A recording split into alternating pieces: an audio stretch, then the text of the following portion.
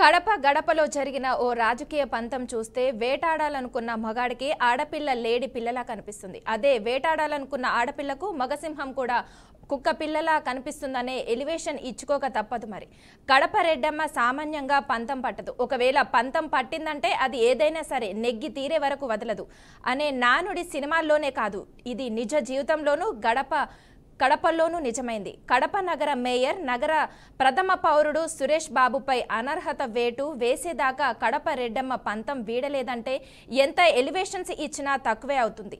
కుటుంబ సభ్యులకు కాంట్రాక్ట్ పనులు అప్పగించి మున్సిపల్ చట్టాన్ని ఉల్లంఘించిన అంశంలో ప్రభుత్వానికి ఫిర్యాదు చేసి సాక్ష్యాలను నిరూపించి కడప మేయర్ సురేష్ బాబుపై ప్రభుత్వం అనర్హత వేటు వేసేదాకా ఎమ్మెల్యే మాధవిరెడ్డి పంతం వీడలేదు. ఎట్టకేలకు తన పంతాన్ని నిరూపించుకొని తాను ఆడపిల్లనే కాను పులిపిల్లను అని నిరూపించుకున్నారు కడప ఎమ్మెల్యే మాధవిరెడ్డి. ఇదే ఇప్పుడు ఏపీ రాజకీయాల్లో హాట్ టాపిక్ గా మారింది.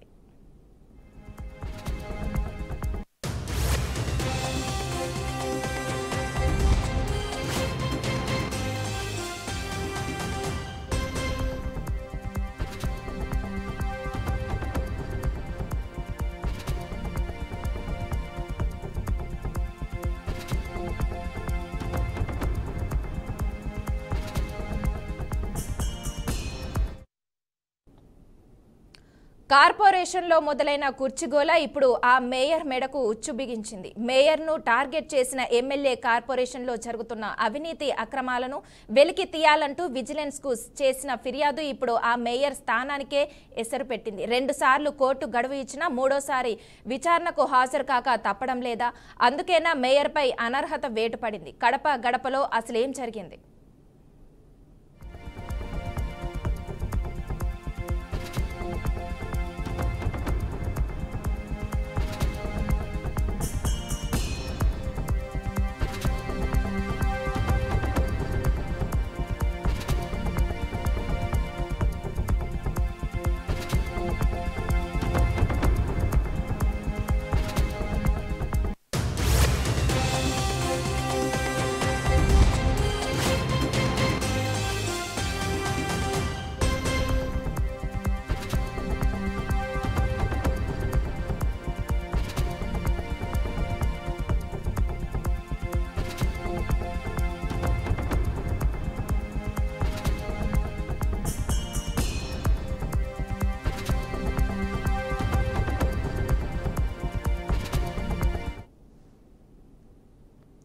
కడప వైఎస్ కుటుంబానికి గత 25 సంవత్సరాలుగా కంచుకోట. నాటి దివంగత ముఖ్యమంత్రి వైఎస్ రాజశేఖర రెడ్డి హయాం నుంచి నేటి మాజీ ముఖ్యమంత్రి వైఎస్ జగన్మోహన్ రెడ్డి వరకు కడప కార్పొరేషన్లో వారి కుటుంబం చెప్పిందే వేదం. వారి అనుమాయులే అక్కడ కార్పొరేటర్లు. 2006లో కడప మున్సిపాలిటీని కార్పొరేషన్గా అప్గ్రేడ్ చేశారు. అప్పటి నుంచి 3 పర్యాయాలు జరిగిన కార్పొరేషన్ మేయర్ ఎన్నికల్లో వైఎస్ కుటుంబం చెప్పిన వ్యక్తులే మేయర్గా కొనసాగుతూ వస్తున్నారు. 2 సార్లు మేయర్ పగ్గాలు చేపట్టారు. కొంత మద్ది సురేష్. ఇదిలా ఉంటే మరోవైపు గత సార్వత్రిక ఎన్నికల్లో 25 సంవత్సరాల తర్వాత కడపలో టీడీపీ అభ్యర్థి ఎమ్మెల్యేగా గెలుపొందారు. అయితే కడప మున్సిపల్ కార్పొరేషన్లో కడప ఎమ్మెల్యే ఎక్స్ అఫీషియో సభ్యులుగా ఉంటారు. దీంతో మొదటిసారి ఎమ్మెల్యేగా గెలుపొందిన మాధవి మున్సిపల్ కార్పొరేషన్ సమావేశానికి వచ్చారు. మొదటి సమావేశంలో అంతా సాఫీగానే జరిగింది. రెండవ మున్సిపల్ కార్పొరేషన్ సమావేశం నుంచి గోల మొదలైంది.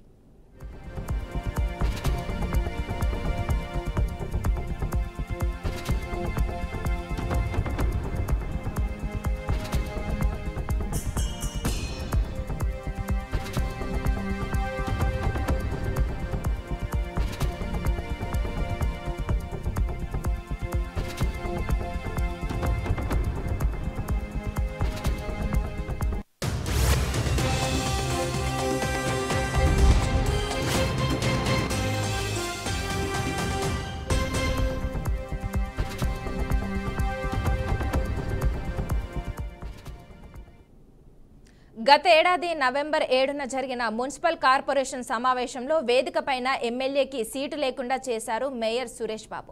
అయితే సమావేశానికి హాజరైన ఎమ్మెల్యే మాధవి వేదికపైన సీటు లేకపోవడంతో ఆగ్రహంతో ఊగిపోయారు. గత 20 సంవత్సరాలుగా మున్సిపల్ సమావేశం వేదికపై ఎమ్మెల్యేలకు సీట్లు కేటాయించి ఇప్పుడు ఎందుకు సీటు వేయలేదు అంటూ ఆమె మేయర్ను ప్రశ్నించారు.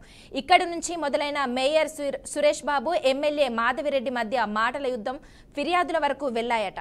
డిసెంబర్ 18వ తేదీన జరిగిన మున్సిపల్ కార్పొరేషన్ సమావేశం అత్యంత గందరగోళం మధ్య జరిగింది. అవినీతి అక్రమాలపై, కార్పొరేషన్లో జరుగుతున్న అక్రమాలపై ఎమ్మెల్యే మాధవి ఆరోపణల వర్షం కురిపించారు. అక్రమాలు నిరూపించాలంటూ వైసీపీ, టీడీపీ కార్పొరేటర్లు పోటాపోటీన నిరసనలు చేపట్టడంతో కార్పొరేషన్ సమావేశం గందరగోళం మధ్య ముగిసింది.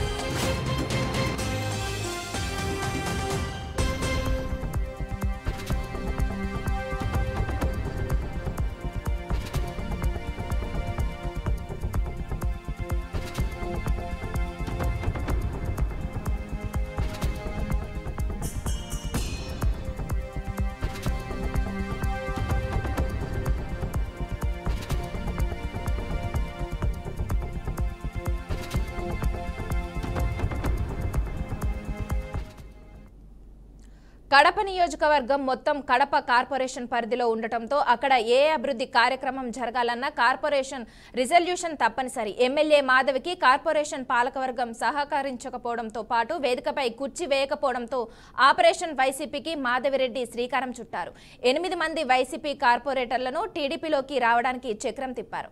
అంతటితో ఆగకుండా నాకే కుర్చీ లేకుండా చేస్తావా, నీకే కుర్చీ లేకుండా చేస్తా చూడు అంటూ కార్పొరేషన్ సమావేశంలో చేసిన సవాల్ మేరకు ఆమె ఫిర్యాదులకు తెరలేపారట. కడప కార్పొరేషన్లో జరుగుతున్న అవినీతి అక్రమాలను నిగ్గు తేల్చాలంటూ రాష్ట్ర విజిలెన్స్ అధికారులకు ఎమ్మెల్యే మాధవి ఫిర్యాదు చేశారు. ఆమె ఫిర్యాదు మేరకు విజిలెన్స్ అధికారులు విచారణ చేపట్టారు. విజిలెన్స్ విచారణలో మేయర్ సురేష్ బాబు కుటుంబ సభ్యులు కాంట్రాక్టర్ అవతారం ఎత్తారని గుర్తించారట. మున్సిపల్ యాక్ట్ 1955 ప్రకారం ప్రజాప్రతినిధులు వారి పేరున గాని, వారి కుటుంబ సభ్యుల పేరున గాని కాంట్రాక్టు పనులు చేయకూడదని మీకు తెలియదా అంటూ ప్రభుత్వం నీపై ఎందుకు అనర్హత వేటు వేయకూడదో సమాధానం చెప్పాలంటూ మార్చి 28న షోకాస్ నోటీస్ జారీ చేసింది. షోకాస్ నోటీస్కు 15 రోజుల్లో సమాధానం ఇవ్వాలని అందులో పేర్కొంది. ఈ నోటీస్పై మేయర్ సురేష్ బాబు హైకోర్టును ఆశ్రయించారు. సమాధానం ఇవ్వడానికి గడువు ఇవ్వాలంటూ ఆయన హైకోర్టును అభ్యర్థించారు. 2 సార్లు గడువు పెంచినా హైకోర్టు 3వసారి విచారణ హాజరు కావాలని ఆదేశించింది. అంతేకాదు మున్సిపల్ శాఖ ముఖ్య కార్యదర్శి ఎదుట హాజరు కావాలని మేయర్ సురేష్ బాబుకు నోటీస్ జారీ చేసింది హైకోర్టు. దీంతో ఆయన మున్సిపల్ శాఖ ప్రిన్సిపల్ సెక్రటరీ ఎదుట హాజరయ్యారు.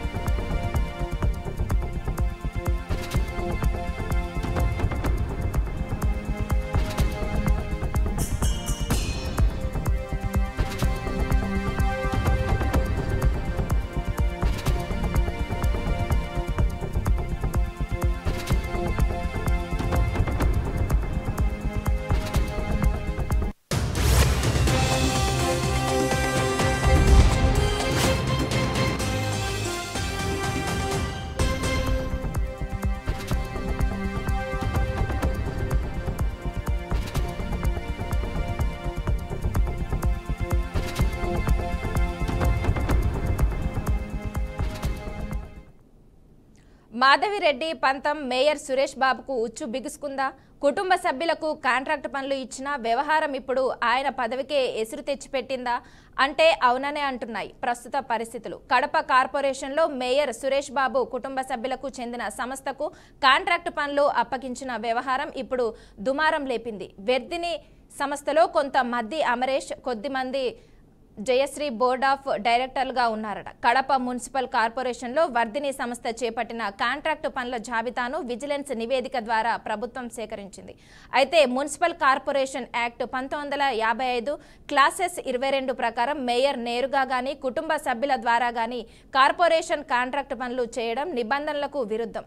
మున్సిపల్ యాక్ట్ నిబంధనలకు అతిక్రమిస్తే ప్రజా ప్రతినిధులు వారి పదవులకు అనర్హులు అవుతారు.